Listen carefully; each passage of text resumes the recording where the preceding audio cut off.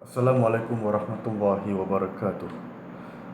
Setiap perniagaan memerlukan peniaga atau pekerja bergerak ke sana ke sini, sama ada melalui pengangkutan awam ataupun pengangkutan sendiri. Pergerakan ini selalunya memerlukan perbelanjaan. Perbelanjaan ini dipanggil sebagai perbelanjaan atau belanja pengangkutan. Terdapat banyak jenis belanja pengangkutan bergantung kepada jenis pengangkutan yang digunakan. Jika kita menggunakan pengangkutan awam, contoh pengangkutan awam ialah bas, kereta api dan teksi.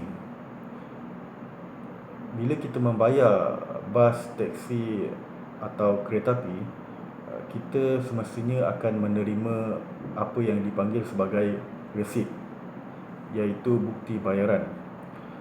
Bukti bayaran ini mengandungi nilai tertentu, misalnya RM10. Resit inilah yang dijadikan bukti apabila kita memasukkan nilai di dalam akaun perbelanjaan. Jenis perbelanjaan seperti perbelanjaan pengangkutan awam, selalunya bukti pembayaran hanya cukup sekadar resit. Apabila kita berbelanja, misalnya RM15 atau RM20, resit itu akan tertulis RM15 atau RM20. Perbelanjaan ini akan dilampirkan di belakang apa yang kita panggil sebagai voucher bayaran ataupun borang tuntutan, bergantung kepada dasar syarikat. Ini akan saya terangkan dalam sesi yang akan datang. Walau bagaimanapun, bukti pembayaran itu akan dilampirkan dan angka yang tertera di dalam resit atau bukti bayaran tersebut itulah yang akan dinyatakan di dalam akaun belanja pengangkutan. Ini sedikit sebanyak boleh dikatakan mudah kerana angkanya adalah sama seperti angka di dalam resit bayaran. Satu lagi jenis belanja pengangkutan ialah perbelanjaan membeli petrol. Ada perniagaan yang mana perniagaan tersebut memiliki kenderaan sendiri seperti kereta syarikat ataupun van syarikat ataupun lori syarikat. Jika perniagaan atau memiliki kenderaan sendiri, ia perlu diisi petrol. Jadi petrol tersebut, apabila kita membeli petrol, kita selalunya akan menerima resit bayaran. Resit bayaran tersebut, resit petrol tersebutlah yang kita lampirkan sebagai bukti pembayaran. Justru akaun belanja pengangkutan jika melibatkan petrol untuk kenderaan milik perniagaan atau syarikat, angka atau nilai belanja ialah sama seperti nilai yang dinyatakan di dalam resit pembelian petrol tersebut. Untuk kenderaan syarikat, kadang-kadang setiap bulan kita memerlukan kenderaan tersebut diselenggarakan. Oleh sebab kenderaan itu dimiliki oleh perniagaan, maka perbelanjaan menyelenggara kenderaan tersebut, yang mana apabila kita membuat bayaran, resit belanja penyelenggaraan tersebut boleh dijadikan bukti pembayaran yang dimasukkan di dalam akaun perniagaan. Belanja ini selalunya kita tidak masukkan sebagai belanja pengangkutan.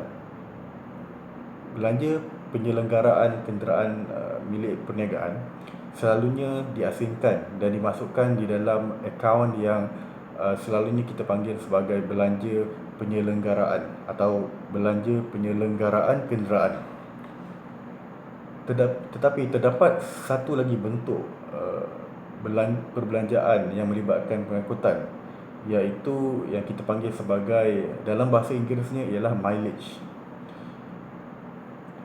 Mileage ialah satu keadaan di mana pekerja syarikat menggunakan kenderaan sendiri.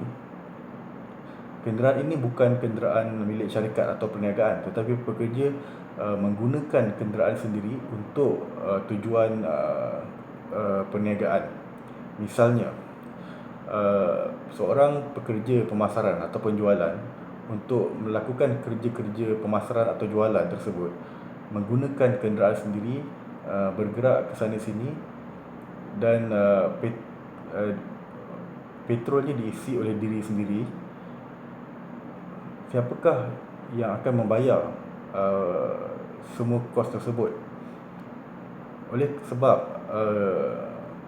kenderaan itu adalah kenderaan sendiri, maka pihak syarikat tidak memberikan wang petrol kepada pekerja tersebut.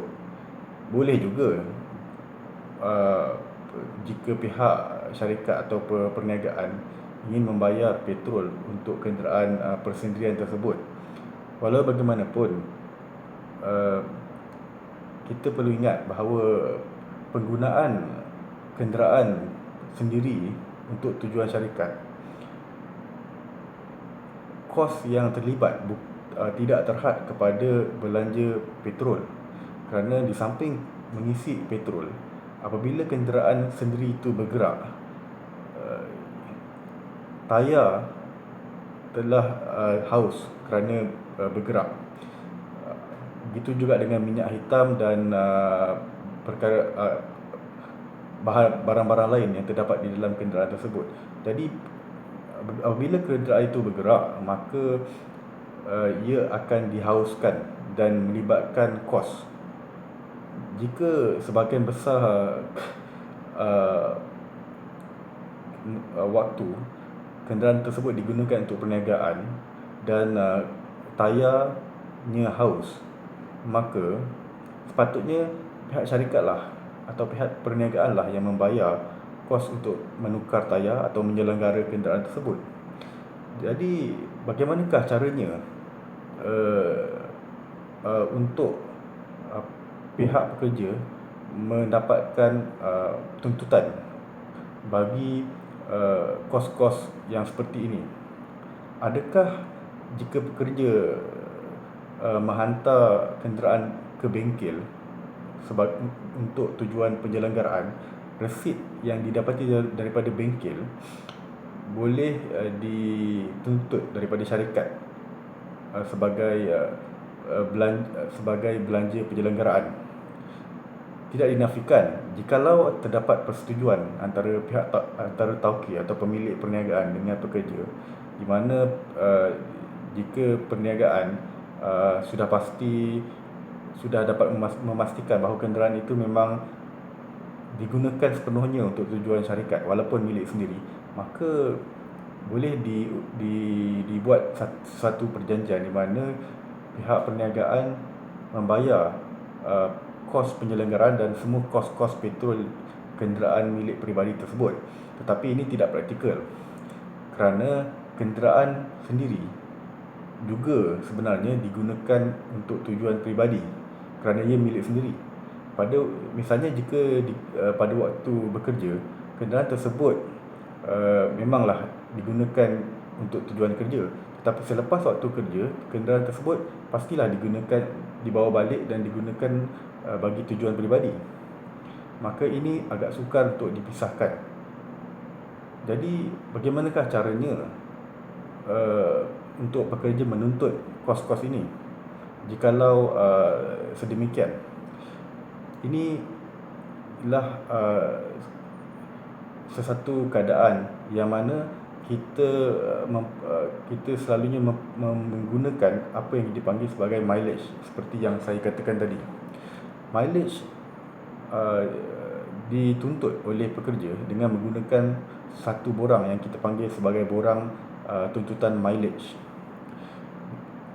Butiran di dalam borang tuntutan mileage ialah misalnya nama pekerja, tarikh di mana kenderaan sendiri digunakan untuk perniagaan, untuk tujuan kerja apa, dan juga berapa jauh kenderaan tersebut berjalan.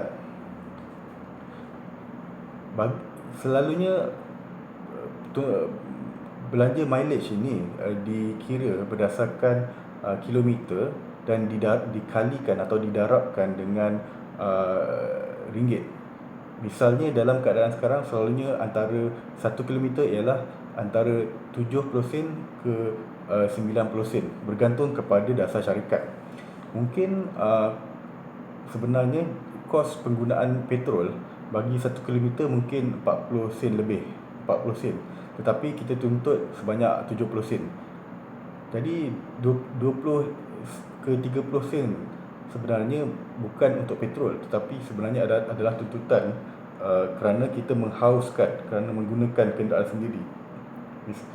Itu adalah untuk kos menyelenggara kenderaan tersebut. Jadi berbalik kepada borang tuntutan mileage tadi,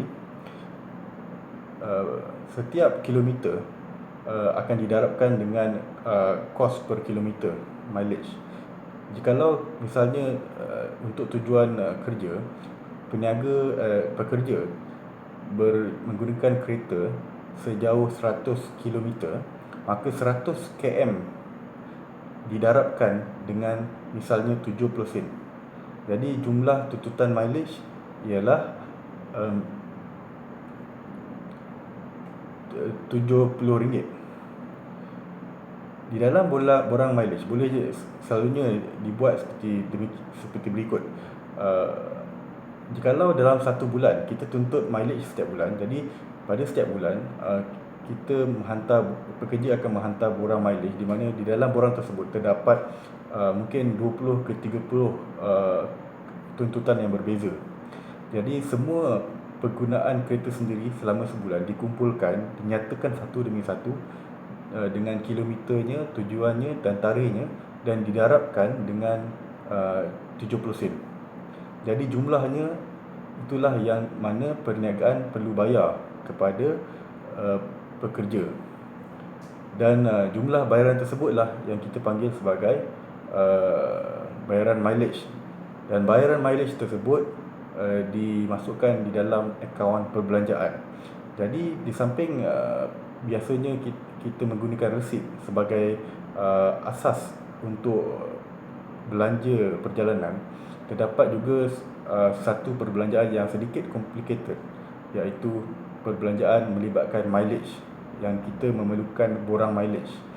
Jadi kedua-dua perbelanjaan yang berasaskan resit dan perbelanjaan yang berasaskan mileage dicampurkan dan membentuk apa yang kita panggil sebagai perbelanjaan perjalanan bagi sesuatu tempoh.